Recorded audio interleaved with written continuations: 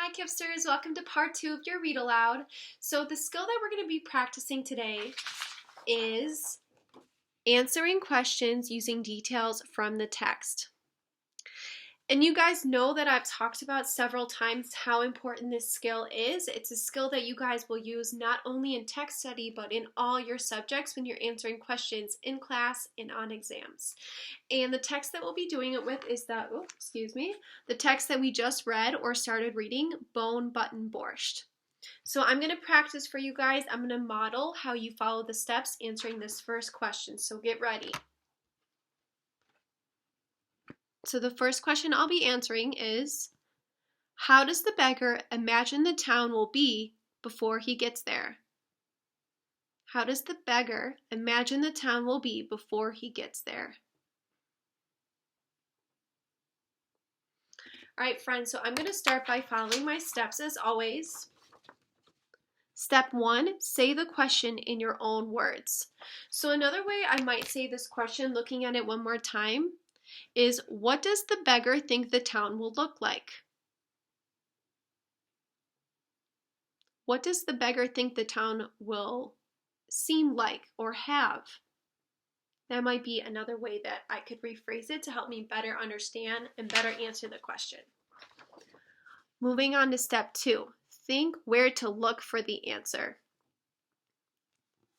So friends, I know that since this question is asking me about what the beggar thought the town would be like before he got there, I'm going to have to go to the beginning of the text before the beggar arrived at the town, right? So the part of the text that is actually the very first few pages. So these are the only pages in the whole text that the beggar hasn't been in the town yet. So let's start reading. Moving on to Step 3, scan the text for important details in words and pictures, trying to find the answer. I'm going to reread this section of the text, you guys. One dark winter's night, a ragged little beggar hobbled along a lonely road. It was snowy and bitter cold, but in his head it was warm and rosy. He saw a blazing fireplace and a table loaded with bowls of borscht, noodle pudding, roast chicken, fruit, nuts, and a jug of wine. So right here, friends, remembering our question, we can move right into step 4, answering the question. So as you guys know, the question was, how does the beggar imagine the town will be before he gets there? Well, friends, it says right there in the text, it answers our question. It says that the beggar imagines a burning fireplace. He imagines a table loaded with bowls of borscht, noodle pudding, roast chicken, fruit, nuts, and a jug of wine. So these things he's imagining the town will be like. He imagines that every home will look like this and that these homes will welcome him so he can be eating these foods and enjoying the hot fireplace. So that's how I answered that first question following my steps. Now I'm going to need your help for the next question, so get ready, friends. Take a look at this next question and then we'll follow the steps together. Why does the beggar begin to smile on page 8? Why does the beggar begin to smile on page 8? So even before skimming our text to figure out the answer to this question, because we know that we may not remember when the beggar smiled on page 8 before even flipping there, let's look at step 1. Say the question in your own words. So if I'm looking at this question and saying it in my own words, what do you guys think? I'm going to need your help. I'm going to give you a few seconds to look at this question and think, how can I rephrase this to say it in a way that makes sense to me?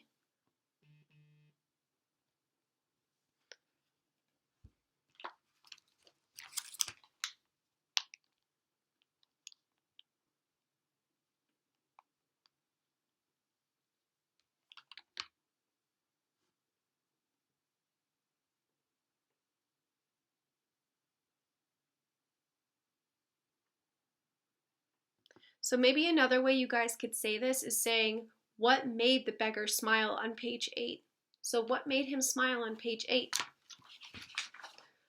All right, friends, moving to step 2, think of where to look for the answer. So looking in our text, I know that I will probably find the answer somewhere in the middle of the text because that is where the beggar first meets the shamus in the synagogue. And I think I remember him starting to smile in this section. So let's read this section of text and see if we can figure it out.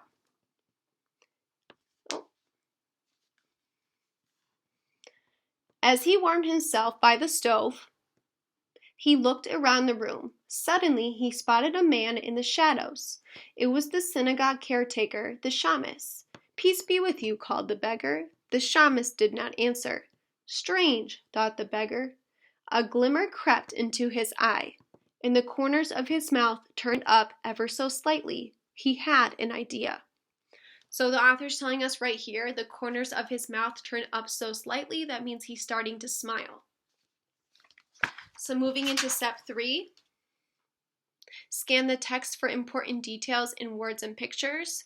We just followed step 3, right, friends? Because we just found the important part in the text. So moving into step 4, answering the question.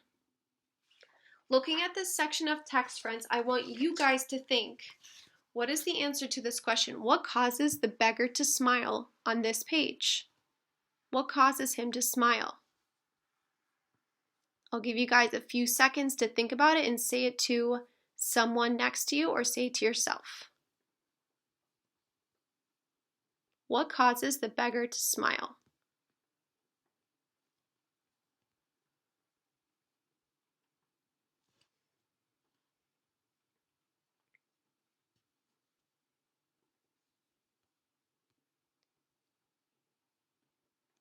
Yes, friends, so he starts to smile in this section because he has an idea. He has this idea that he can take the buttons off his coat to get the people around him to help him make borscht. So that's his idea, and that's why he starts to smile. Great job, friends. Now it's your turn to go into Google Classroom and answer this last question. I know you guys are going to do really well on it. So make sure you guys get logged into Google Classroom, pause the video here if you need to, and then I can read you the section of text that will help you answer the question. So first I'll read you the section of text.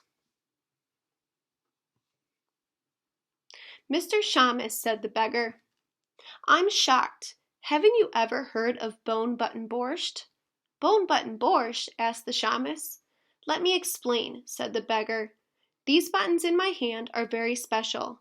With just one more button from you, I can make bone button borscht for the whole town. I can make you a miracle, Mr. Shamus." Naturally, the shamus was very curious. "All right," he cried, "I'll get the button," and he ran to the door. So thinking about that section of text, friends, let me read you the question that you guys will answer in Google Classroom. Why did the shamus get his button for the beggar to make the borscht? A. The shamus was curious about how the beggar could make the borscht out of the buttons. B. The shamus was tired of the beggar and just wanted him to leave the synagogue. C. The shamus wanted to be friends with the beggar, so he decided to do something nice for him.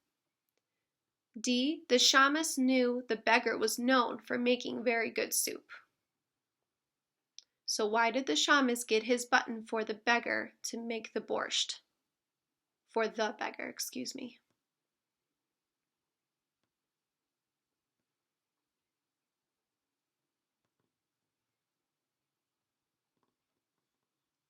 All right, friends, great job today, and I'll see you guys tomorrow for the rest of our text.